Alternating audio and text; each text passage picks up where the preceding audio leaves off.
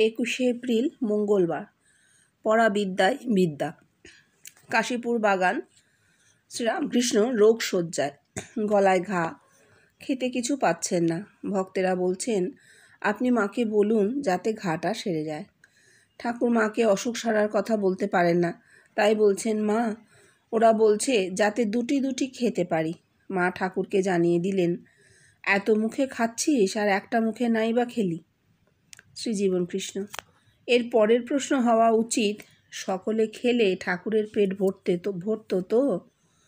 বরং এরই কিছুদিন আগে ঠাকুর বলছেন, আমার পেটে এত খিদে যে আমি হাঁড়ি হাঁড়ি খিচুড়ি খেতে পারি, কিন্তু পারছি না গলার ঘায়ের জন্যে। আচ্ছা, হ্যাঁ সত্যি, এই যে দিনের কথা, তো একদিনে তো এতটুকু কথা উনি বলেননি। হ্যাঁ, আবার হেডিংটাও জীবন কৃষ্ণের দেওয়া নয়। পড়া বিদ্যায় বিদ্যা, এটা জীবন কৃষ্ণের দেওয়া হেডিং নয়। এটা যিনি লিখেছেন তার হেডিং হতে পারে, যিনি সম্পাদনা করেছেন তার হেডিং হতে পারে। সুতরাং হেডিংটা সরিয়ে রাখছি। সরিয়ে রেখে আমরা কি দেখছি? কাশীপুরের বাগানে ঠাকুর রোগগ্রস্ত, কিছু খেতে পারছেন না, এটা ওনার কণ্ঠস্বরে আছে। খেতে কিছু পাচ্ছেন না, ঠিক এরকম টানা স্বরে বলছেন। তখন ভক্তেরা বলছেন, আপনি মাকে বলুন যাতে ঘাটা সেরে যায়। এই যে বলছেন, এবং ঠাকুর বলছেন অসুখ সারাবার কথা বলতে পারি না। মা বলছে, ওরা বলেছে যাতে দুটি দুটি খেতে পারি। মা জানিয়ে দিচ্ছেন, এত মুখে খাচ্ছিস আর একটা মুখে নাই বা খেলি। এখানে কিন্তু শরীরের খাবার কথা হচ্ছে না, আর হচ্ছে না। দেহ থাকলে ঠাকুরের অবতার লীলা, ঠাকুরের দেহে ঈশ্বরের লীলার কাহিনী আরো চলবে। তাই দেহ রক্ষার জন্য হয়তো ঠাকুর প্রার্থনা করছেন। আর মা দেহও বটে, মা আবার সগুণ ঈশ্বরী, এই জগতও বটে। তাহলে সাকার ব্রহ্ম, তাই তো, সগুণ ব্রহ্ম মা। কি বলছেন? এত মুখে খাচ্ছিস, অর্থাৎ বিশ্বব্যাপিত্বের কথা মা জানাচ্ছেন। জগতে সবাই খাবে, একা তোমার দেহে লীলা হবে, সাধন হবে, তা হবে না। সাধন সবার হবে, সবাই খেতে পাবে। এত মুখে খাওয়া হচ্ছে, একটা মুখে নাই হলো, মানে অবতার আর হবে না। একজনের সাধন হবে, তিনি অবতার হবেন, এ আর হবে না। অনেক মুখে খাওয়া হবে, সবার মুখে খাওয়া হবে। এই কথাটা হয়েছে, এই কথাটার এই অর্থ। আমরা ঠাকুরের কোনো কথার অর্থ এতে নেব কেন, দেহে নেব কেন? এই কথা তো যোগাঙ্গ আছে। ঠাকুর তো যোগাঙ্গ ছাড়া কথাই বলতেন না। এই সেই জন্য জীবনকৃষ্ণ বলছেন, সকলে খেলে ঠাকুরের পেট ভরতো তো? এই যে জিজ্ঞেস করেছেন, তার উত্তরে কে কি বলেছে ঘরে, কার কিছু মনে হয়েছে কিনা, আর রেফারেন্স নেই, রেফারেন্স হারিয়ে গেছে। এই জন্য জীবনকৃষ্ণ যে দেহের কথাটা বলেননি, সেইটা প্রমাণ দেবার জন্য এত কথা বলতে হচ্ছে। কারণ কিছুদিন আগেই ঠাকুর বলেছেন, আমার এত খিদে যে আমি হাঁড়ি হাঁড়ি খিচুড়ি খেতে পারি, সেখানে দেহের কথা হয়েছে। কিন্তু এই যে কথাটা অনুভূতিতে মা জানিয়ে দিচ্ছেন, এক মুখে নাই বা খেলি, মানে তোর দেহ চলে যাবে, একা অবতার আর আসবে না, অনেকের খাবে, সবার দেহে সাধন হবে। এটাই তো মা জানালেন। নাকি তোমার কি মনে হচ্ছে বলো? হ্যাঁ, তাই না? ঠাকুরের মতো লোক সামান্য খাবারের কথা আলোচনা করবেন, এটা আমার মনে হচ্ছে না। আর জীবনকৃষ্ণ যে বলছেন, জীবনকৃষ্ণের কথাটা ওরা 3 লাইনে রেখে ছেড়ে দিয়েছেন। আরে আগে পরে আরো কথা আছে, লিখলে কি ক্ষতি হতো? হয় মনে নেই, আর না হলে মনে করেছেন দরকার নেই। কাউকে ছোট করে অন্য কারো শ্রেষ্ঠত্ব প্রকাশ করা যায় না, প্রতিষ্ঠা করা যায় না। এখানে ঠাকুরের কথার মানে অন্য, ঠাকুরের অনুভূতি এক হচ্ছে। আর দেহের খিদে তো থাকবেই, দেহ থাকলে তার খিদে সবই আছে, সেখানে তিনি হাঁড়ি হাঁড়ি খিচুড়ি খেতে চাইছেন। কিন্তু এইখানটায় যেখানে মা দেখা দিয়ে বলছেন, মানে অনুভূতিতে হচ্ছে যে সবাই এতগুলো মুখে খাচ্ছিস, মানে এই জগতের সমস্ত মানুষের মুখে খাওয়া চলছে, অর্থাৎ সবার সাধন চলছে, আর একার সাধন হবে না, এক মুখে নাই বা খেলি। একটি দেহে সাধন আর হবে না, উচ্ছেদ করছেন। ঠিক আছে, পরে 25শে এপ্রিল শনিবার। মরে গিয়ে মুক্তি, অবাস্তব কল্পনা। জীবদ্দশাতেই জীব মুক্তি। মানুষের স্বরূপ কি? শ্রীরামকৃষ্ণ সচ্চিদানন্দ সাগর, তার ভেতর আমি ঘট। যতক্ষণ ঘট ততক্ষণ দুভাগ জল। ঘটের ভিতরে এক ভাগ, বাইরে এক ভাগ। ঘট ভেঙে গেলে এক জল, তাও বলবার জো নেই। কে বলবে? শ্রীজীবন কৃষ্ণ, ঘট না ভাঙলে অর্থাৎ মরে না গেলে এক হয় না। মরে এক হয় কি না তাও তো আজ পর্যন্ত কেউ বলতে পারেনি। কিন্তু আমরা কি দেখছি? ঘট ভাঙার দরকারই পড়ে না।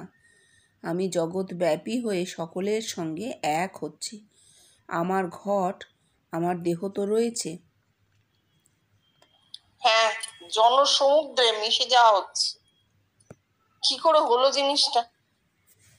সত্যি তো দেহটা রয়েছে, স্থূল দেহ রয়েছে, তা সত্ত্বেও মানুষের মধ্যে মিশে গেলেন, মানুষের মধ্যে রূপ ফুটে উঠছে। কিভাবে হলো? আসলে দেহটা চৈতন্যময় হয়েছিল। এই চিন্ময় দেহের অধিকারী হয়েছিলেন তিনি। তার সমস্ত দেহটা চৈতন্যময় হয়ে গিয়েছিল। একটা মাটির ঘট আর একটা মাটির ঘটের সঙ্গে তো তুমি মেশাতে পারবে না, দুটোই আঘাত লেগে ভেঙে যাবে। কিন্তু তুমি যদি আলোর ঘট তৈরি করো, দুটো আলোর ঘট মিশে গিয়ে একটা ঘট হয়ে যাবে তো, তাই না? ঠিক সেই রকম ওনার ঘরটা ওই আলোর ঘট, চৈতন্যময় দেহ হয়ে গিয়েছিল। চিন্ময় দেহ, চৈতন্য ভূমিতেই তাঁর বাস ছিল। এই জন্যে এই জিনিসটা হয়েছিল। বাইরে দেখতে দেহ, হ্যাঁ দেহই, ডাহা দেহ, কেন হবে না, কোনো ভুল নেই। কিন্তু দেহের প্রত্যেকটা সেল চৈতন্যময় হয়ে গিয়েছিল, কনসাস হয়ে গিয়েছিল। কনসাসনেস একটা বড় ব্যাপার। এটা যদি কারোর হয়, তার কি হবে? তার মাথায় অসংখ্য লেয়ার খুলবে। সে নিজের এই দেহ ছাড়িয়ে অনন্ত দেহ দেখতে পাবে। সেগুলো রক্ত মাংসের তৈরি নয়, সায়েন্স বলছে এখন। কিন্তু যেহেতু এখনো জিনিসটা পরিপূর্ণভাবে জগতে নামেনি, তাই এইটা নিয়ে আলোচনা করতে গেলে লোকে বলবে সিউডো সায়েন্স, অবৈজ্ঞানিক বিজ্ঞান, মিথ্যা বিজ্ঞান। সুতরাং সেই আলোচনায় যাচ্ছি না। কিন্তু কি করে তার দেহটা জগতের মানুষের দেহে মিশে গিয়েছিল, সমুদ্রে মিশে গিয়েছিল, সেইটা উনি বলছেন। আর সত্যি তো মরে গিয়ে মুক্তি হয়। হয়তো মরে গিয়ে মুক্তি এই একটা আমরা বুঝতে পারি, মরে গিয়ে মুক্তি, যে দেহটা তো থাকছে না, তাহলে দেহের যাবতীয় ভার, মন দেহ যা কিছু আছে, সমস্ত ভার থেকে একটা মানুষ মুক্ত হয়ে গেল। এইটা তো বলাই যায়, এইটুকুই বলা যায় যে মরে গিয়ে মানুষ ভার মুক্ত হয়ে গেল। দেহের ভার কম নয়, জগতে যে দেহের ভার তা কম নয়। এই বাস্তব জীবনের হাত থেকে সে মুক্তি পেল, এইটা মুক্তি বলা যায়। কিন্তু আত্মিক মুক্তির কথা বলা যায় না, কারণ সেটা কেউ প্রমাণ দিতে পারেনি, মরে গিয়ে প্রমাণ হয় না। তারপর শ্রীরামকৃষ্ণ, পরম ব্রহ্ম ইনি নিজের স্বরূপ। শ্রীজীবন কৃষ্ণ, ঠাকুর কি মিন করছেন বলতে পারিস? প্রতিটি লোক তার নিজের রূপকেই পরম ব্রহ্মের স্বরূপ বলে মনে করবে নাকি? নিজ নিজ রূপও যে দেখা যায় না তা নয়, তাকে বলে স্বস্বরূপ দর্শন। কিন্তু এই স্বস্বরূপ দর্শনে মানুষের পিপাসাটা মেটে না বাবা। সেই স্বামীজির কথা, granted that you attained personal liberation by means of the realization of the Advaita, but what matters is to the world. ও কিন্তু দেখ, তোরা আমাকে তোদের দেহের মধ্যেই দেখছিস। এই বলে ঘরের সকলে ডেকে অঙ্গুলে নির্দেশ করে বলতে লাগলেন, তুই আমায় দেখিস, তুই আমায় দেখিস। তোদের মধ্যে হিন্দুও আছে, অন্যান্য ধর্মাবলম্বীও আছে, সকলেই আমায় দেখে। তাহলে কি হচ্ছে? আমার এই রূপটাই তোদের তথা জগতের সকল মানুষের স্বরূপ হচ্ছে। আর এই হলো পরম ব্রহ্মের স্বরূপ। এর দ্বারা কি প্রমাণ হচ্ছে? তোরা কই? আছে আমার রূপ। তোদের উপনিষদেও সেই কথাই বলছে। সূর্যমণ্ডলস্থিত পুরুষ পরম ব্রহ্ম। সূর্য তেজ, প্রাণশক্তি।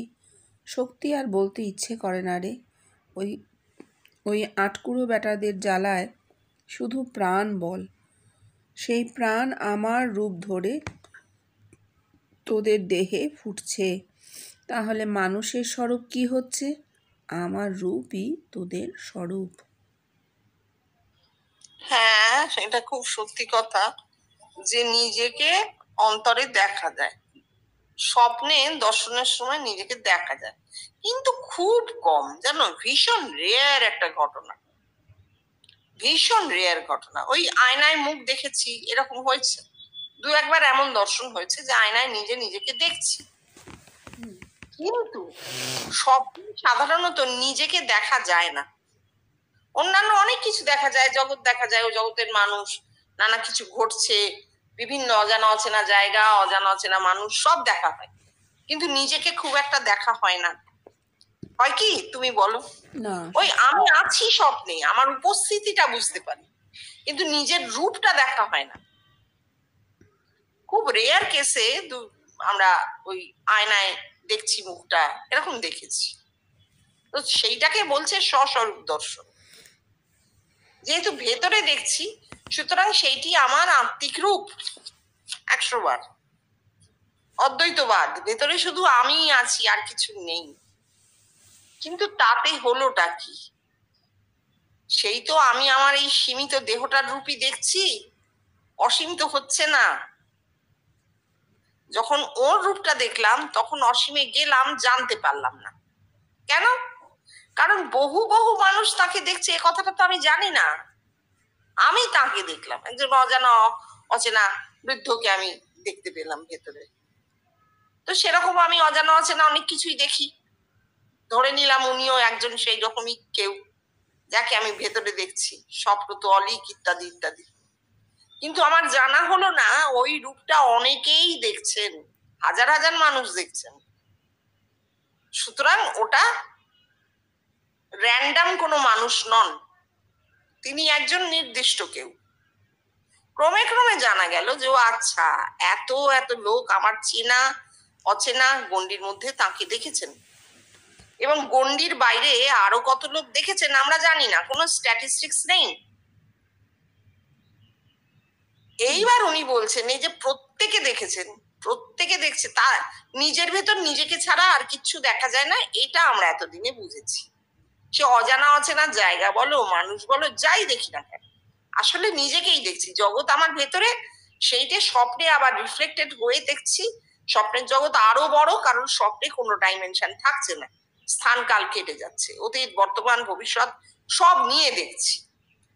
এইটা আমরা বুঝেছি যে যা দেখছি ওটা নিজেই দেখছি, নিজের রিফ্লেকশনে স্বপ্ন দেখে চলেছি।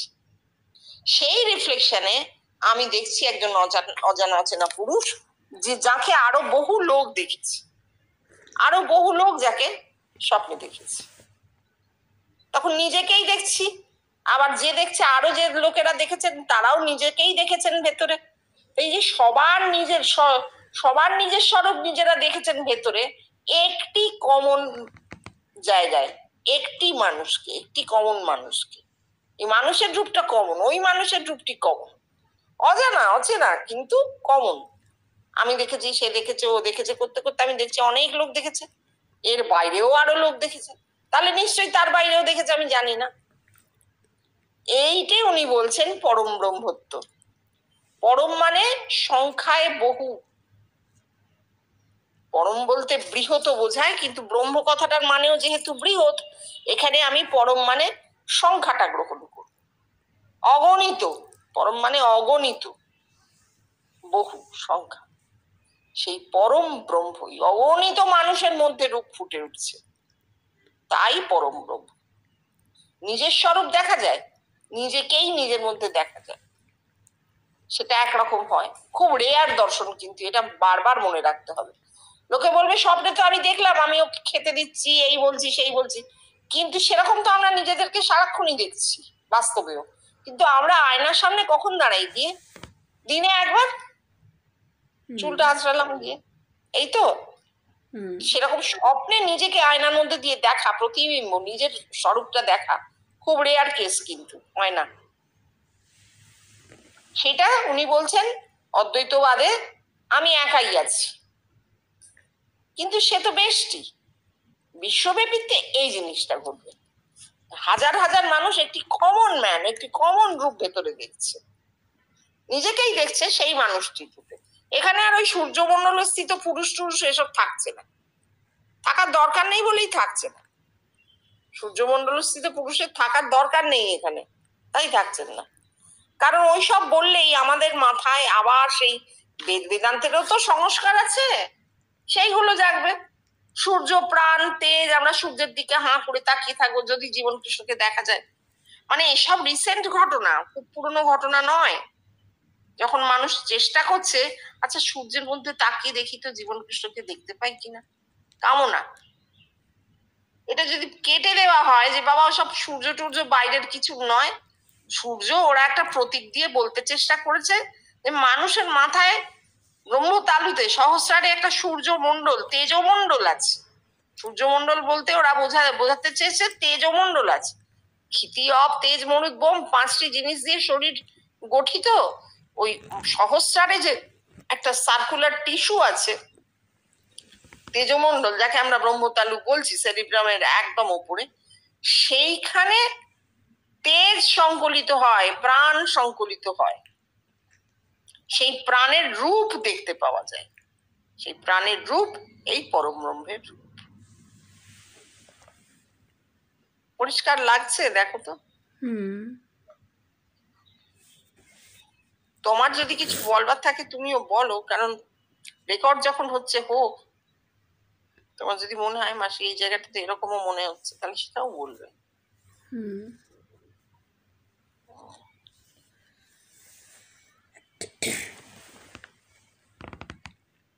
26শে এপ্রিল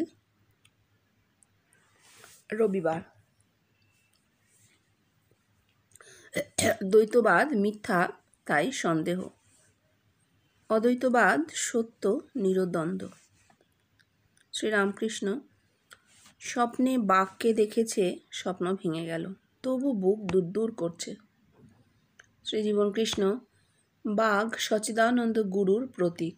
দ্বৈতবাদ ততক্ষণ বুক দূর করবেই। বুক দূর করা মানে মনে শান্তি না পাওয়া। কিন্তু যদি তার নিজের স্বরূপকে দেখে তাহলে আর কি তার বুক দূর করবে? না, বরং নিজের স্বরূপকে দেখে তার আনন্দই হয়, আর সেই আনন্দের রেশ চলে সারাটা জীবন ব্যাপী। তা আর তোদের ভেঙে বলতে হবে না, তোরা নিজেরাই তার প্রমাণ। তবে শান্তি এ তোদেরই ওই তথাকথিত অদ্বৈতবাদ নয়। শঙ্করাচার্য যা বলেছেন, এ ব্রহ্মত্ববাদ, একত্ববাদ, প্রমাণ সমেত। এ কথা তোদের কোনো শাস্ত্রই বলতে পারেনি, তাই এই প্রথম। হ্যাঁ, ঠাকুর বলছেন স্বপনে বাঘ দেখেছিল, জাগলো, তবুও তোমার বুক দূর করছে। জীবনকৃষ্ণ আগেই বলেছিলেন বাঘ সচ্চিদানন্দ গুরুর প্রতীক, এবং বাঘ বেষ্টি, এবং বাঘ বেষ্টি। সচ্চিদানন্দ গুরু একটি মানুষের জন্য, সে গুরু যে দেখা দেবেন ভেতরে, তো কোনো বাইরের মানুষ নন, তিনি ভেতরে নিজেরই গুরু সত্তা নামছে। কেন? আত্মা সাক্ষাৎকার করাবেন বলে।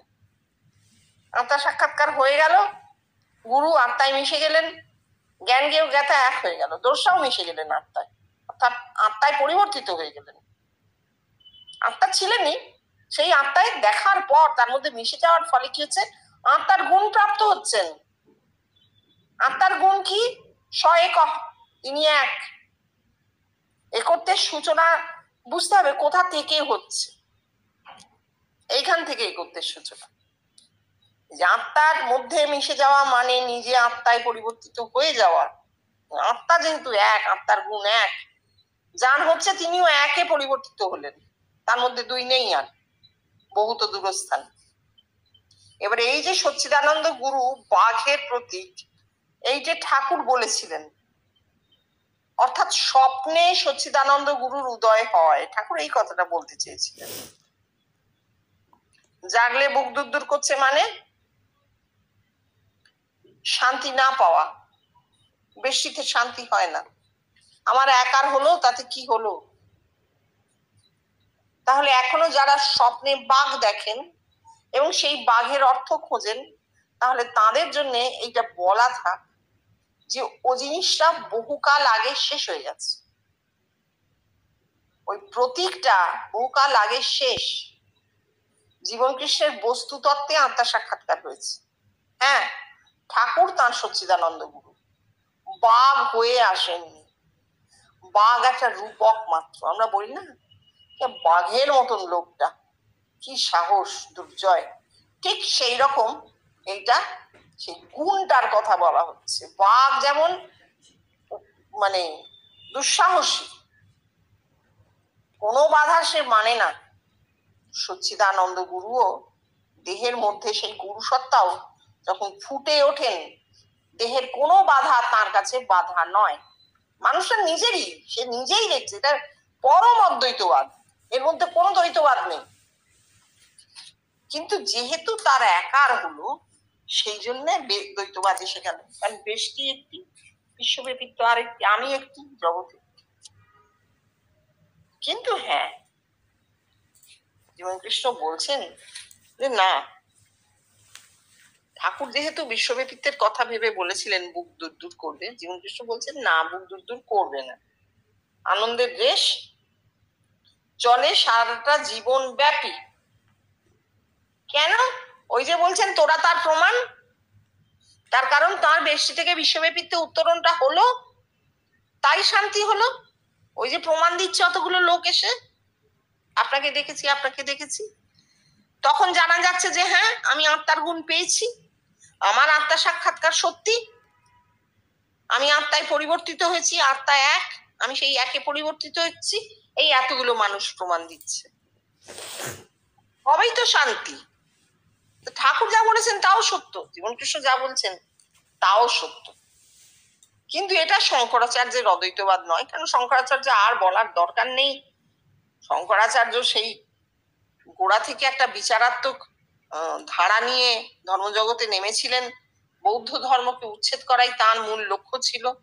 এখন যেমন যেখানে সেখানে এই মন্দির সেই মন্দির, গণেশ পুজো, হনুমান পুজো চলছে, শঙ্করাচার্য খানিকটা সেই জিনিসই করেছিলেন সেই সময়, 1000 বছর আগে, যাতে বৌদ্ধ ধর্মের আর কোন রকমের বাড়বাড়ন্ত না হয়, তাই চারিদিকে মন্দির স্থাপন করেছেন, জ্যোতির্লিঙ্গ, অমুক তমুক, শিবের পুজো করো, হ্যাঁ, অদ্বৈতবাদ। কিন্তু ও অদ্বৈতবাদ নয়, ওকে অদ্বৈতবাদ বলে না, বাইরে থেকে ওইভাবে কিচ্ছু প্রতিষ্ঠা করা যায় না।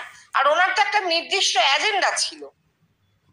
জীবন কৃষ্ণের মধ্যে কি কোনো এজেন্ডা ছিল? আমরা কি দেখতে পাই যে তার জীবনের একটি বিশেষ উদ্দেশ্য ছিল যে তিনি একটি ধর্ম এমন স্থাপন করবেন যেমন সমস্ত বিশ্বের মানুষ সেই ধর্মে চলে আসবে, তারা ভেতরে তাকে দেখবে? এমন কোনো এজেন্ডার কথা আমরা শুনি না। বরঞ্চ তিনি বারবার বলেছেন, বাবা আমি কিচ্ছু জানি না, কি হচ্ছে এসব আমায় জিজ্ঞেস করছিস তো, আমি কিন্তু এসবের বিন্দু বিসর্গ জানি না। কি একটা হলো দেখলাম, আবার গান গাইছেন, করিতে ছেলে খেলা অবসান হলো বেলা, এসব মাথা মুন্ডু কিচ্ছু বুঝতে পারলাম না, কি একটা হয়ে গেল। তাহলে তার কিন্তু কোনো এজেন্ডা ছিল না। আর শঙ্করাচার্যের একটা প্রতিষ্ঠিত এজেন্ডা ছিল। সেই সময় হিন্দু রাজাদের পৃষ্ঠপোষকতা পেয়ে তিনি বৌদ্ধ ধর্মকে উচ্ছেদ করবার জন্য উঠে পড়ে লেগেছিলেন, নানা কুৎসা নানা কিছু করে, এবং সমস্ত বৌদ্ধ মন্দিরে, বৌদ্ধ বিহারে তিনি শিবলিঙ্গ স্থাপন করে শিব প্রতিষ্ঠা করেছিলেন। সুতরাং শঙ্করের সঙ্গে আমরা আর কোন রকম তুলনায় যাব না। শঙ্করাচার্যকে একটু মান দিয়ে রেখেছেন আসলে বিবেকানন্দ স্বামীজি, যার ফলে যারা আলোচনা করেছেন, এখানে যারা লিখেছেন কথাগুলো, তাদের লেখার মধ্যে ওই বারবার একটু শঙ্করাচার্য চলে আসে, কারণ স্বামীজির সংস্কার মাথায়। কিন্তু এই অদ্বৈতবাদ সে অদ্বৈতবাদ নয়, জীবন কৃষ্ণ বারবার কেটেছেন। এ হচ্ছে ওই একত্ববাদ, যা আত্মাকে দেখার মধ্যে দিয়ে যার সূত্রপাত।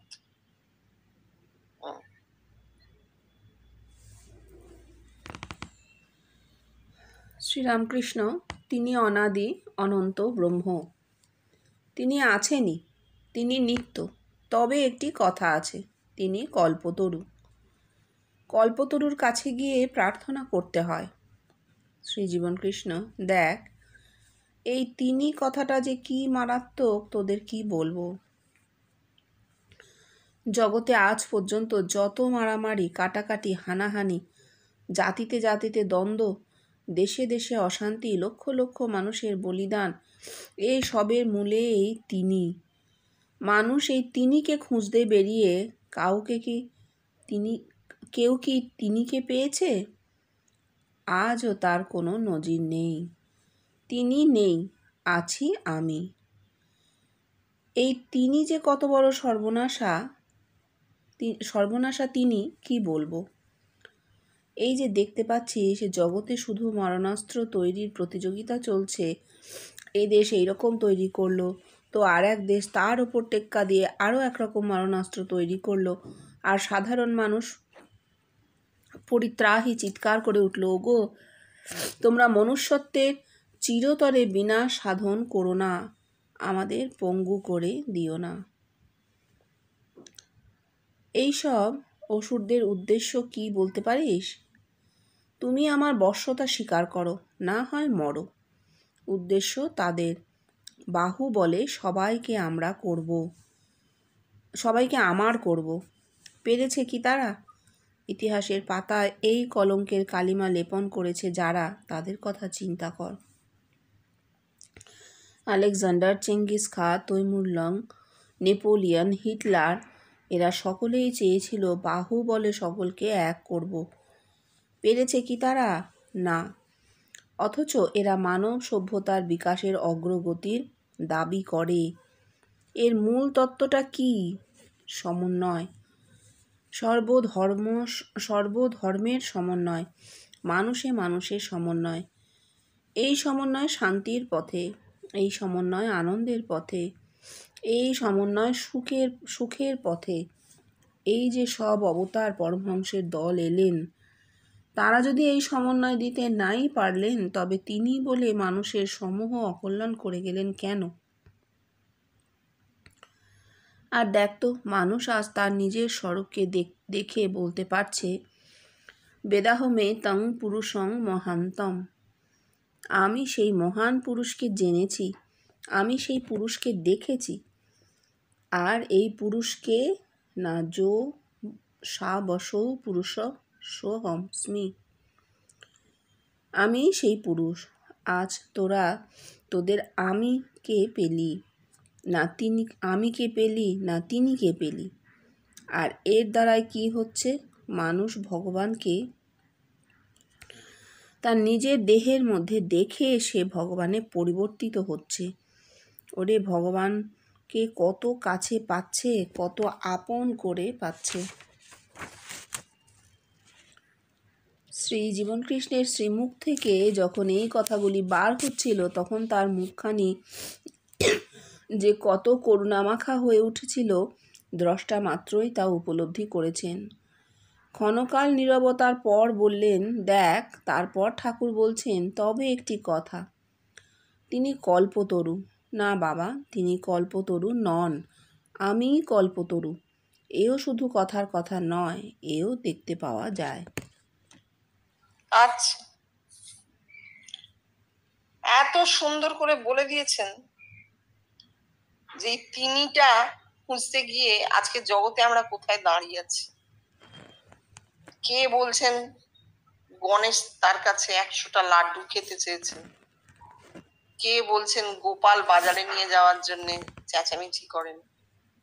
এসব গণেশ, গোপাল, হনুমান কোথা থেকে আসছেন আমরা নিজেরাই জানি না, কিন্তু অথচ এই মানুষগুলোকে বিশ্বাস করতেও ইচ্ছে হয়, কেননা মানুষ তো, দিনের শেষে তারা মানুষ। অথচ তারা একটা হ্যালুসিনেশনের মধ্যে আছে, ঘুরে আছেন। যারা সত্যি বলছেন, যাদের সত্যি এরকম হচ্ছে, আমি ডিসঅর্ডার বলবো এটাকে, একটা মেন্টাল ডিসঅর্ডার। একেবারেই ডাক্তার দেখানো দরকার। একটা মাস হিস্টেরিয়া হতে চলেছে এবং সেটা খুব বেশিভাবে রাজনৈতিক উদ্দেশ্য প্রণোদিত। কবে জীবনকৃষ্ণ সেই 1959 সালে এই কথাগুলো বলে গেলেন তো, এই গণেশ, হনুমান, আরো এমুক তসুক এসব তৈরি করার কোনো দরকার নেই। এরা কারা? তিনি যে ঠাকুর যে বললেন তিনি অনাদি অনন্ত ব্রহ্ম, তিনি আছেনই, তিনি নিত্য, কেন ঠাকুর তিনি করে থার্ড পার্সনে বলে গেলেন? কেন ঠাকুর বললেন না যে আমি অনাদি, আমি অনন্ত, আমি আছি, আমি নিত্য? তবে কথা আছে আমি কল্পতরু, আমাকে নিজের কাছে গিয়ে সেই কল্পতরুর কাছে প্রার্থনা করতে হয়। এই কথাটা যদি ঠাকুর তখন বলে যেতেন তাহলে আজকে আমরা বিবর্তনের আরো অনেক এগিয়ে যাওয়া একটা স্তরে থাকতাম। কিন্তু ঠাকুরের মুখ দিয়ে এটা বেরোয়নি, বেরোতে পারেনি। কেন? দুটো থার্ড পার্সন করবেন না। তিনি আছেন আর রাসমণির ঠাকুর বাড়ি আছে, মনিব, প্রত্যক্ষ মনিব। মনিবের সঙ্গে আকাশনে হচ্ছে না। এগুলোকে সমালোচনা মনে করো না, কিন্তু আমি একটা মানুষের কন্ডিশন বলছি, মেন্টাল স্টেট বলছি। আর কি পরাধীন দেশ, ইংরেজ আছে, কি চূড়ান্ত অসভ্য একটা জাত, কিভাবে আমাদের অত্যাচার করেছে, বিদ্বেষের বীজ ছড়িয়ে দিয়ে গেছে, যে বীজ আজকে বিষ বৃক্ষ হয়ে গেছে। এইগুলো ঠাকুরের মাথার উপর তো চেপে রয়েছে, তার ব্রেনকে পুরোপুরি অ্যাকশন করতে দিচ্ছে না। মাথার উপর মথুরবাবু চলে যাওয়ার পর ঠাকুরের বেশ কষ্টই হয়েছে সেখানে থাকতে, তাকে রীতিমতো নিয়ম মেনে থাকতে হয়েছে, অনেক কিছু বন্ধ করে দেওয়া হয়েছে। শ্রী মা বলছেন ঠাকুর চলে যাওয়ার পর ঠাকুরের যে পেনশনটি পাওয়া হতো মাকে দেওয়া হয়েছে 2-1 বার, তারপর সেটি বন্ধ করে দেওয়া হয়েছে। তাহলে আমরা দেখতে পাচ্ছি যে মালিক, মনিব, বাস্তব জগতে মনিব কিভাবে অত্যাচার করে, কিভাবে চাপে রাখে অধস্তনকে।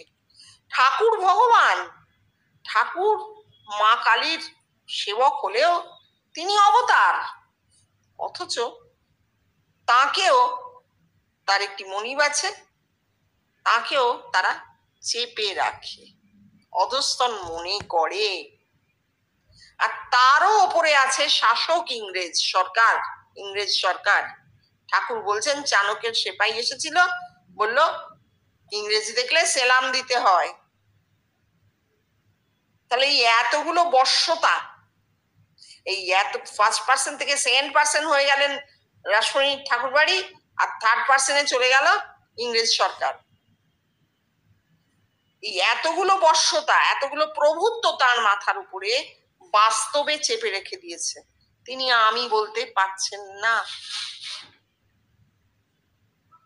এইবার জীবনকৃষ্ণ এলেন, অদ্বৈতবাদ তার মধ্যে দিয়ে স্ফুরিত হলো এবং তিনি বললেন স্বাধীন দেশ 1959 সাল, মাথার উপর কেউ নেই, তিনি কোনো মন্দিরের পুরোহিত ছিলেন না, কারোর কাছে 1 পয়সা চেয়ে কোনোদিনও খাননি, কোনো ভিক্ষা গ্রহণ, বড় সাধু দুটো ফল নিয়ে যাই, একটু ধূপ জ্বালিয়ে দিয়ে আসে, না না না, কিচ্ছু নেই। ঘরে একটা মূর্তি নেই, না ধর্ম নেই, সেইভাবে দেখলে তিনি নাস্তিক। তার কোনো বাহ্যিক ধর্মাচরণ ছিলই না, নাস্তিক লোক। খুব ভালো হয়েছে, কারোর কাছে লেনা দেনা নেই, চাকরি করেছেন একটা, নিজের পয়সায় নিজে খেয়েছেন, মিটে গেছে। সাধন ভজন কিচ্ছু করেননি, কোনো মন্দিরে গিয়ে হত্যে দিয়ে পড়ে থাকা, প্রচুর গুরু টুরু করে বেড়ানো, কিচ্ছু করেননি, এসব জানতেনই না, বিশ্বাসও করতেন না, নাস্তিকই বলা যায়। তাহলে কি হলো, তার সেকেন্ড পার্সন নেই, তার চাকরির জায়গার মালিককে তো তার সেকেন্ড পার্সন বলা যাবে না, কারণ তিনি সরকারি চাকরি করতেন, মাইনে পেতেন, পরিষ্কার, কোনো তার ওপরে কেউ ছিল না তাকে বলবার মতো। এবং তৃতীয়, দেশের রাজা, দেশ স্বাধীন সরকার, আর সেই অপারেশন নেই। তাহলে তার মাথা থেকে তো দ্বিতীয় তৃতীয় সব সরে গেছে, সেকেন্ড পার্সন থার্ড পার্সন সব কেটে গেছে। আর তাকে কিছু করতেও হয়নি, কাউকে খুশি করতে, নিজের ভেতর ভগবানকে খুঁজতে, কিছুই তিনি করেননি। এই যে একটা মুক্ত অবস্থা, এটার জন্যই তো আমরা বলতে পারি বা বুঝতে পারি যে তিনি জীবন মুক্ত, জন্মেছেনই এমন একটা মুক্ত মন নিয়ে, মাথাটা পুরোপুরি মুক্ত। তাই জন্যে সেখানে এই ঘটনাগুলো পরপর ঘটেছে। আর এই ঘটে যাওয়ার ফলে তিনি বলতে পারছেন যে দেখ বাবা, ইতিহাসের দিকে তাকিয়ে দেখ, সকলকে আমি আমার গায়ের জোরে অস্ত্র চালিয়ে গুলি করে মেরে ফেলবো, মৃতদেহটা আমার হবে, এইভাবে আমার করব। কি হয়েছে তাতে? ক্ষমতাবানদের এই আস্ফালনে কি হয়েছে? সাধারণ মানুষ কষ্ট পেয়েছে, মরে গেছে, খেতে পায়নি। মনুষ্যত্বের কষ্ট কি কষ্ট নয়? সেই কষ্ট কি মানুষকে কষ্ট দেবে না? তাকেও দিয়েছে, তিনিও কষ্ট পেয়েছেন। এবং যখন এই ঘটনাগুলো ঘটছে পরবর্তীতে, তার মধ্যে দিয়েই তিনি জানেন না, তার অজ্ঞাত সারে তিনি বারবার বলছেন আমার অভাবমুখ চৈতন্য, আমি জানি না, জগৎ আমাকে এসে বলছে, জগৎ জানে। তা ফুটছে কোথায়? জগতে ফুটছে, বেশটি আর নেই। জগতে ফুটছে, জগতে সে বলছে ফুটেছে, দেখেছি। এইটা যখন হচ্ছে তখন তিনি বুঝতে পারলেন যে বাবা, এই কল্যাণ, এই হচ্ছে সেই পুরুষের কল্যাণতম রূপ যাকে কামনা করা হয়েছিল, রুদ্র তোমার কল্যাণতম রূপটি দেখাও, কল্যাণময় রূপটি দেখাও। এই সেই কল্যাণময় মুখ। যখন জগতের মানুষ ভেতরে তাকে পাচ্ছে, শান্ত হচ্ছে, তার জীবনের উদ্দেশ্য পূর্ণ হচ্ছে, তখন তিনি বুঝতে পারলেন এই সেই কল্যাণময় রূপ। এতদিন বেষ্টির মধ্যে দিয়ে শুধু রুদ্র রূপটিই জেগেছিল।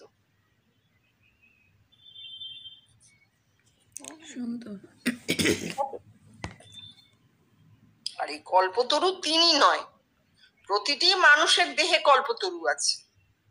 প্রতিটি মানুষের দেহেই কল্পতরু। মানে কি যা চাইবো তাই পাবো না, সেই পুরুষার্থর কথা বলতে হবে যে ত্রিবর্গ ছিল আগে, ধর্ম অর্থ কাম, পরে এলো মোক্ষ।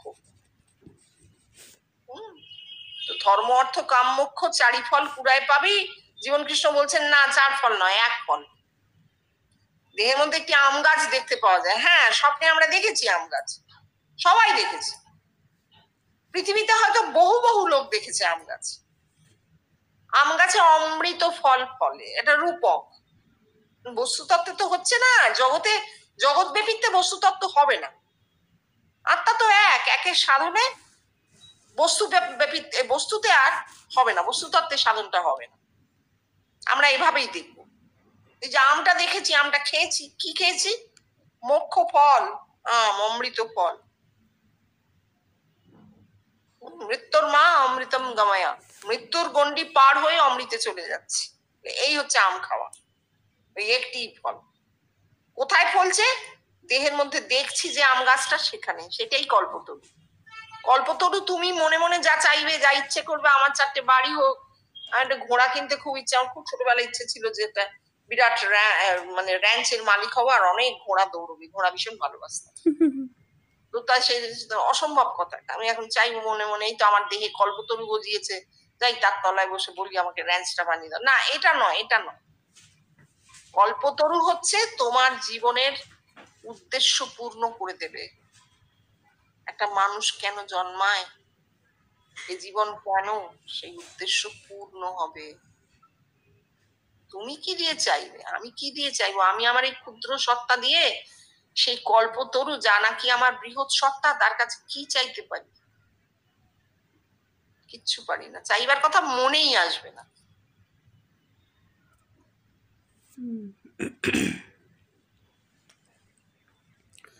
শ্রী রামকৃষ্ণ গান গাইছেন, মন কি তত্ত্ব করো তাঁরে, যেন উন্মত্ত আধার ঘরে, সে যে ভাবের বিষয়, ভাব ব্যতীত অভাবে কি ধরতে পারে।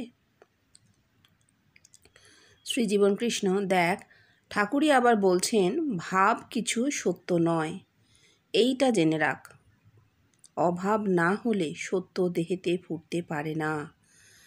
আমি মাথায় ভাব সৃষ্টি করে রাখলাম, সেখানে সত্য কি করে ফুটবে? মিথ্যা ভাবই ফুটবে। অবতারাদির ধারণা ভাবই দেহে ফোটে না, তার আবার অভাব। ওদের ব্রেনে ধৈর্য নেই, তাই তারা ভাবের সৃষ্টি করলেন। আর আমি তোদের বারবার কি বলে এসেছি, আমার অভাব মুখ চৈতন্য। যে ঠাকুর ছাড়া আমি আর কিছু জানি না, সেই ঠাকুরের পায়ে কখনো একটা ফুল চন্দনও দেইনি। অর্থাৎ জন্মাবধি সংস্কার মুক্ত। তাই ভগবান আপনা হতে প্রকাশ পেয়ে তাঁর লীলা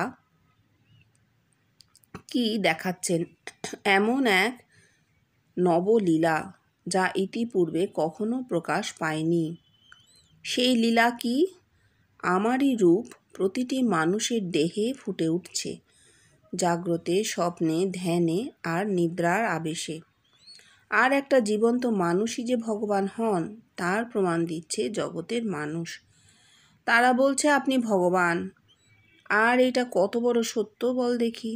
কারণ আমাকে তাদের দেহেতে দেখবে বলে তো কেউ তারা আমার কাছে আসেনি, আপনা হতে ফুটেছে, তাই এই সত্য। তোদের মনে একটা প্রশ্ন জাগতে পারে, আচ্ছা যারা আপনাকে তোদের দেহেতে দেখছে তাদের কি হলো? ওরে, আমি বহুবার বলে গেছি, যারা আমায় তোদের দেহেতে দেখছে তারা ভগবান হয়ে আমার ভগবানত্বের প্রমাণ দিচ্ছে। যারা আমায় তাদের দেহেতে দেখছে, ভগবান হয়েও নয়, ব্রহ্ম হয়ে ব্রহ্মত্বের প্রমাণ দিচ্ছে। ভগবানত্বের প্রমাণ দেওয়া সম্ভব নয়, কারণ ভগবান দর্শন আমাদের হয় না। ব্রহ্মত্বের প্রমাণ, কারণ ব্রহ্মত্বে কোনো কন্ডিশন নেই। দেহের কন্ডিশন নয় ব্রহ্মত্বে। তাই জন্যই দেখা চলছে, তাই জন্যই বলাও চলছে। এইখানে ঠাকুর যখন বলেছিলেন যে ওই রামপ্রসাদের গানটা গাইছেন, যেন উন্মত্ত আধার ঘরে সে যে ভাবের বিষয় ভাব ব্যতীত অভাবে কি ধরতে পারে, তখন ওই বেশির সাধনের কাল্পনিক ব্যাপারগুলো ছিল। যে আমার একটি ইষ্ট আছে, আমি মনে মনে ভেবে রেখেছি যে আমার ইষ্ট কালী। মানুষ তো ব্রহ্ম, সে কল্পনায় সেই রূপটি সৃষ্টি করে নিয়ে দেখে। কৃষ্ণ দেখছে, কালী দেখছে, যিশু দেখছে, আরো কি কি আছে সবই দেখছে। আসলে সে ধরে নিয়েছে যে আমার একটি ইষ্ট, বা তাকে পূর্বপুরুষ বলে দিয়েছে, পুরুষানুক্রমিক একটি ইষ্ট তাদের আছে। আমরা অমুক পুজো করে থাকি, অমুক মন্ত্রে দীক্ষিত, পুরুষানুক্রমিক। এই সংস্কার কি সহজে যায় গো? এই কল্পনাই রূপ ধরে ফুটে ওঠে, তোমার ইষ্ট দর্শন হয়েছে বলা হয়। আচ্ছা ঠিক আছে, তাহলে ইষ্ট আমার সামনে এসে দাঁড়াক, আমার ভেতর থেকে বেরিয়ে আসুক, ভেতর থেকে বাহির হয়ে সামনে দাঁড়া। তা তো হচ্ছে না, তা হবে না, কারণ ওটা আমি তৈরি করি, ভিশনটা আমারই হচ্ছে, আমি একটা ইমেজ তৈরি করে নিজের ভেতরে দেখছি। এই হচ্ছে ভাব, যা জীবন কৃষ্ণের ছিল না। ওই যে বলছি, তার কথা অনেকটা পড়লে লোকে বলবে লোকটা নাস্তিক ছিলেন। হ্যাঁ, সেই অর্থে তুমি নাস্তিক বলতেই পারো। কোনো ঠাকুর দেবতার গল্পই নেই এখানে, কোনো পুজো টুজো, মন্দির, মূর্তি, বিগ্রহ কিচ্ছু নেই, সব কাটা। তাহলে সেই অর্থে তাকে নাস্তিক বলা যায়? একটি ধর্ম তিনি বলে গেছেন, with all his frailties, with all his faults, man is ব্রহ্ম। মানুষই ব্রহ্ম, মানুষই সব, আর কোথাও কিছু নেই। নেই মানে নেই, এই কথাটা উনি না বললে আমরা জানতে পারতাম না। এবং এটার জন্য অভাবমুখী হতে হয়। ওইসব ভাবের গল্প নেই এখানে। ভাব, ইমোশন, আবেগ, এসব হচ্ছে দ্বৈতবাদের ধর্ম, সেমিটিক কাল্ট। আবেগে গড়াগড়ি দিচ্ছে, কে সত্যি সত্যি আর কে মিথ্যে একটা ভান, কার অভিনয় আর কার অকৃত্রিম, একে বোঝে আর বুঝতে যাবেই বা কেন কেউ? যাদের মাথা যুক্তিবাদী তারা এসব নেবে না তো, তারা পরিষ্কার বলবে এই। আমি এরকম বহু পেশেন্ট দেখেছি যাকে ডাক্তারের কাছে আনা হয়েছে রীতিমতো, তার নাকি ভর হয়, ডাক্তার ওষুধ দিয়েছে, সেরে গেছে। সুতরাং এইগুলো মাথা থেকে সরিয়ে দিতে হবে। এই এক ধরনের হিস্টেরিয়া। আবার লোকে বলে না অনেক সত্যি কথা বলছে। আরে কবে কোথায় শুনে রেখেছে তুমি জানো না, আমি জানি, সেগুলোই বলছে। এবং সত্যি সে অসুস্থ, এমন নয় যে সে ভান করছে, সেটা অসুস্থতা। সুতরাং এইগুলো আমরা কোনোদিন নিতে পারবো না, ইমোশন নিতে পারবো না। জীবন কৃষ্ণ নিজের হাতে ব্রেনটাকে পরিষ্কার করে দিয়েছেন। কোথায়? নিজের ব্রেনকে করেছেন। আর আমি যখন নিজের স্বরূপ হিসেবে ওই রূপটা দেখতে পাচ্ছি, তখন আমার ব্রেনও ওই একই গুণ লাভ করছে। দেখা মানে হওয়া, to see is to become. ব্রহ্মকে দেখা মানে ব্রহ্ম হওয়া। আর ব্রহ্মত্ব তো সেই একত্ব। ব্রহ্মের গুণ কি? এক, তিনি এক। তাহলে সেখানে ভাব, অভাব, মূর্তি, অমুক, দোষ কিচ্ছু নেই, থাকতেই পারে না। ঠিক আছে।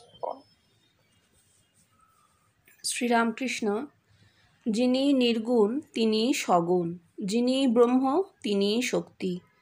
যখন নিষ্ক্রিয় বলে বোধ হয় তখন তাকে ব্রহ্ম বলি।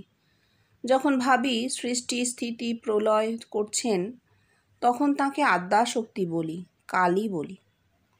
শ্রী জীবনকৃষ্ণ, দেখ, এই নির্গুণ সগুণ এ শুধু বোঝাবার জন্যে এইরকম ভাগ করেছে ওরা। সত্যই নির্গুণ একটা আলাদা বস্তু আর সগুণ একটা আলাদা বস্তু তা নয় বাবা, এটা ওতপ্রোত অবস্থা। ওই দেখ না, রামপ্রসাদের গানেও রয়েছে, সগুণে নির্গুণে বাঁধিয়ে বিবাদ, ঢেলা দিয়ে ভাঙছে ঢেলা। এ যাবৎ কেউ মানুষের মনে এই সংশয় দূর করল না, বরং বাড়িয়েই গেল। আমি আর কার কথা বলবো? ঠাকুরও তো তাই করে যাচ্ছেন। ঠাকুর বলছেন, যিনি ব্রহ্ম তিনিই শক্তি। তবে শক্তি বলবো কেন? এ কথা কেউ তাকে জিজ্ঞাসা করল না। দেখ না, আমি শুধু বলার কথা নয়, লিখে দিয়ে গেছি। প্রাণময় কোষে জল, এও ঈশ্বর। মনোময় কোষে জ্যোতি, এও ঈশ্বর। কই, আমি তো বলে গেলাম না প্রাণময় কোষে জল এই শক্তি, মনোময় কোষে জ্যোতি এই শক্তি, সবই ঈশ্বর, সবই ব্রহ্ম আমি বলে গেলাম। তারপর ঠাকুর বলছেন, যখন নিষ্ক্রিয় বলে বোধ হয় তখন তাকে ব্রহ্ম বলি। ঠাকুরের এটা বোধ হচ্ছে, প্রত্যক্ষ হচ্ছে না। এ বোধ তো তার ভুল বোধ হচ্ছে, কারণ ব্রহ্ম কোনো অবস্থাতেই নিষ্ক্রিয় নন। Light produces light. পাথর সব অবস্থাতেই পাথর, মানুষ সব অবস্থাতেই মানুষ। পাথর কখনো মানুষ হবে না, আর মানুষ কখনো পাথর হবে না। তবে বলছেন, যখন ভাবি সৃষ্টি স্থিতি প্রলয় করছেন, উনি ভাবছেন, এই ওদের ধর্ম হয়ে এসেছে। বাবা ভাবছেন, আরে বাবা, এতে ভাববার অবকাশ কোথায়? এ তো দেখার বস্তু, বেষ্টি রেসেটরি কন্ডিশন। হ্যাঁ, আত্মা সাক্ষাৎকার। সৃষ্টি আত্মার মধ্যে বিশ্বরূপ স্থিতি। তারপর মাঝের দুটো অবস্থার কথা বাদ দিয়ে প্রলয় চলে গেলেন, সেও ব্রহ্মেরই পরিবর্তিত অবস্থা। বেষ্টিতে আমি লয় হয়ে যাচ্ছি, নে পর। হ্যাঁ, এইটা একটা অদ্ভুত। এই যে ঠাকুর বলছেন যে যিনি নির্গুণ তিনি সগুণ, যিনি ব্রহ্ম তিনি শক্তি। তাহলে যদি দুটো একই হয় তাহলে দুটো আলাদা নাম দিচ্ছি কেন? তাই না? দুটো নাম তো আলাদা হচ্ছে।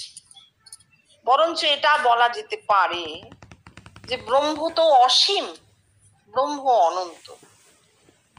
যতটা ব্যক্ত হয় জগতে, যতটা ব্যক্ত হয়েছে ততটা আমাদের ধারণায় আসছে, তাকে আমরা সগুণ বলছি। যেমন আমার দেহটা সগুণ ব্রহ্মের অবস্থা। কেন? গুণ আছে, দেহের গুণ আছে। এই জগতের দেহটা নিয়ে বেঁচে আছি, জগৎটাকে দেখছি, যতটুকু আমার ধারণা হচ্ছে এই জগৎ আমার মাথার মধ্যে আছে। এইটা হচ্ছে ব্রহ্মের প্রকাশ, প্রকাশিত অবস্থা, ব্যক্ত অবস্থা। আর অপ্রকাশিত অবস্থাটা তো অনন্ত, সেখানে তো কিছু বলার নেই। প্রতিদিন অনন্ত থেকে একটা দিন ফুটছে, প্রত্যেকটা নতুন দিন অনন্ত থেকে নামছে। আমরা দেখছি, আমরা দ্রষ্টা, আমাদের দর্শন হচ্ছে। এখন এটা বলতে পারতেন শক্তির কথাটা কেন বললেন? শক্তির কথাটা আমাদের ধীরে ধীরে ভুলে যেতে হবে। কারণ শক্তি যেমন কল্যাণকর, আবার শক্তির আস্ফালন মানুষের জন্য চূড়ান্ত অকল্যাণকর, তাই নয়? দুটোই বুঝতে হবে। এইটা যদি না মাথায় আসে তখনই আমরা ব্রহ্ম এবং শক্তি গুলোতে থাকবো। সব ব্রহ্ম, শক্তি বলে কিছু নেই। শক্তি হচ্ছে তরঙ্গ। সমুদ্র যদি ব্রহ্ম হয় তাহলে ব্রহ্ম, সেই সমুদ্রের যে ঢেউগুলো ওঠে সেইগুলো হচ্ছে শক্তি। শক্তি হচ্ছে শুধু তরঙ্গ, তরঙ্গ ছাড়া কিছু নেই। তাহলে আমি শক্তিকে ধরবো কেন? তুমি সমুদ্রের ধারে কি সমুদ্র দেখতে যাও, না সমুদ্রের ঢেউগুলো দেখতে যাও? নিশ্চয়ই সমুদ্রটাকে চোখ মেলে দেখো। মানুষ অনন্তকে চায় তো, অজ্ঞাত সারে মানুষ অনন্তকে চায়। শক্তির কথাটা ঠাকুর বাদ দিলেই পারতেন। সেইখানে জীবন কৃষ্ণ বলছেন যে দেখ, আমি যা দেখেছি তোদের বলে গেছি, আমি সব ঈশ্বর বলেছি। জ্যোতি, জল যা দেখছি বলছি এই ঈশ্বর, এক একটা স্টেজ। এবং হ্যাঁ, এটা বেশটি দেহাভ্যন্তরীণ অবস্থা, এসোটারিক কন্ডিশন দেহের মধ্যে হয়েছে, যেটা কিন্তু আমাদের হবে না। হ্যাঁ, রেফারেন্স হিসেবে টুকটাক দর্শন কার কি হলো আমরা ধরবো না ওগুলো, আর কারণ বেশটি কেটে গেছে। কিন্তু উনি বলছেন এই যে পরিবর্তনটা আমার মধ্যে হয়েছে ধীরে ধীরে, সবই ঈশ্বরত্ব, সবই ব্রহ্মত্বের দিকে যাত্রা। আমি মাঝপথে একটা নাম দিয়ে দেবো কেন? আটকে দেওয়া হলো তো। তুমি যাবে দিল্লি, তোমাকে আমি বর্ধমান স্টেশনে নামিয়ে বললাম টুকুন এই স্টেশনটা একটু দেখো, এটা না বর্ধমান স্টেশন। তোমার একটু রাগ হবে, তুমি মনে মনে ভাববে এখানে আমাকে নামানোর কোনো দরকার ছিল না। ট্রেনটা চলে গেল, গতি চলে গেল আমাকে ছেড়ে, আমাকে স্ট্যাগ করে দেওয়া হয়ে গেল, তাই না? এটা ঠিক তাই হচ্ছে না। শক্তি বলবার কোনো দরকার নেই, শক্তির আমাদের কোনো প্রয়োজন নেই, একদম নেই। শক্তির কাজ শক্তি নিজে করে যাচ্ছে, খাচ্ছি, পড়ছি, হজম হচ্ছে, প্রতিদিনের কাজ হচ্ছে, ওটা রিফ্লেক্সে হবে। ব্রেন পর্যন্ত পৌঁছবার দরকার নেই। ব্রেন পর্যন্ত যে পৌঁছবার দরকার নেই তার প্রমাণ হচ্ছে ব্রেনে যাদের শক্তি পৌঁছেছে তারা মরে গেছে, পেটে গিয়ে ব্রেন ফেটে মরে গেছে। শক্তির কাজ ওই শিরদাঁড়া পর্যন্ত, নার্ভাস সিস্টেম কাজ করিয়ে নিচ্ছে, মেটাবলিজম কাজ করিয়ে নিচ্ছে। এর বাইরে শক্তি নিয়ে আমরা ভাববো না। ব্রহ্মত্বে শক্তির কোনো স্থান নেই। আর ওই কথাটা হচ্ছে লাইক প্রডিউসেস লাইক, লাইট নয়, লাইক প্রডিউসেস লাইক। এখানে লাইট প্রডিউসেস লাইট আছে, হ্যাঁ, ফুল আছে, ওটা হবে লাইক প্রডিউসেস লাইক, এলাইকেই, মানে বস্তু সমবস্তুকে জন্ম দেয়। একটা মানুষের পেটে একটা মানুষই হয়, একটা ঘোড়ার পেটে একটা ঘোড়াই হয়, একটা হাতির পেটে একটা হাতিই হয়। একটা পাথর ভেঙে তুমি পাথরই পাবে। পাথর সব অবস্থাতেই পাথর, হঠাৎ একটা পাথর মানুষ হয়ে যেতে পারে না। ঠিক আছে, এইটাই বলা হচ্ছে যে ব্রহ্মকে যখন নিষ্ক্রিয় বলা হচ্ছে সেইটাকে উনি কাটছেন, যে না, ব্রহ্ম কোনো অবস্থাতেই নিষ্ক্রিয় নয়। আমি বুঝতে পারছি না বলে নিষ্ক্রিয়? আমি জানি না যে আমার স্বামী এখান থেকে বেরিয়ে এখন ক্লিনিকে গিয়ে কি করছেন, আমি জানি না, আমি দেখতে পাচ্ছি না। আমি ঘরে বসে বললাম দূর, ও কিচ্ছু করে না, চুপ করে বসে বসে সিগারেট খায়। এই কথার মধ্যে একটা মিথ্যে আছে, বড় মিথ্যে আছে, কারণ বিরাট মিথ্যে। আমি কল্পনা করে বলে দিলাম, লোকের কাছে একদম স্টেটমেন্ট দিয়ে দিচ্ছি, আর লোকে জানে যেহেতু ইনি স্ত্রী, ইনি সত্যি কথা বলছেন। না, বলছি না, যা আমি জানি না তা আমি বলবো কেন? ব্রহ্ম কোনো অবস্থাতেই নিষ্ক্রিয় নয়, পরমাত্মা ক্রিয়াশীল। আমাদের ধারণায় আসবে না। কি করে আসবে? কারণ আমরা একটা টাইম এন্ড স্পেসের মধ্যে আটকে আছি, এই জন্য আসে না। কিন্তু তা বলে একদম বুঝতে পারবো না তা তো হতে পারে না। ওই যে বলছি প্রত্যেকটা দিন অনন্ত থেকে নামছে, প্রকৃতির ক্রিয়া তো চলছে। এই যে পরমা প্রকৃতি, যে অব্যক্ত প্রকৃতি আমাদেরকে ঘিরে রেখেছে, ব্রহ্মাণ্ড, তার উপরে মহাব্রহ্মাণ্ড, একটা অটোমেটিক সিস্টেম, একটা স্বয়ংক্রিয় অবস্থা, এটা তো আছে। এই তো ব্রহ্মত্ব। তাকে কি নিষ্ক্রিয় বলা যায়? না। আমি তার ক্রিয়া বুঝতে পারছি না বলে আমি বলে দেবো নিষ্ক্রিয়? না, বলা যায় না। এইটাই বলছেন যে ব্রহ্ম সর্ব অবস্থাতেই সে সক্রিয়। পাথর থেকে মানুষ হয় না। নিষ্ক্রিয় মানে পাথর, পাথরের কোনো অ্যাকশন নেই, তা থেকে মানুষ, সে সক্রিয় কি করে হবে? সুতরাং ব্রহ্মত্ব ক্রিয়াশীল, একটা গতির মধ্যে আমরা আছি। আর এই সমস্ত কথাগুলো আসছে আসলে আমাদের একটা ক্ষুদ্র চেতনা থেকে। ক্ষুদ্র চেতনা আমাদের এতটুকু জানাচ্ছে, তার বাইরে জানতে দিচ্ছে না। এখন আপনা থেকে মানুষের মাথায়, উনি বলেছেন আমার মাথায় যা উঠেছে জগতের মানুষের মাথায় তাই উঠবে। জগতের মানুষের মাথায় যদি ওই কভারটা সরে যায় তাহলে সবাই বুঝতে পারবে যে না, এই বিশাল প্রকৃতি, বিশ্ব ব্রহ্মাণ্ড যাকে আমরা ব্রহ্ম বলছি, যার ভেতরে একটা বিন্দু মাত্র, বাইরে আসলে বিশাল, তা সর্ব অবস্থাতে ক্রিয়াশীল। মানুষই ব্রহ্ম হয়, মানুষ ক্রিয়াশীল, মানুষের মাথায় ব্রহ্মত্ব ক্রিয়াশীল। ঠিক আছে? আর আছে?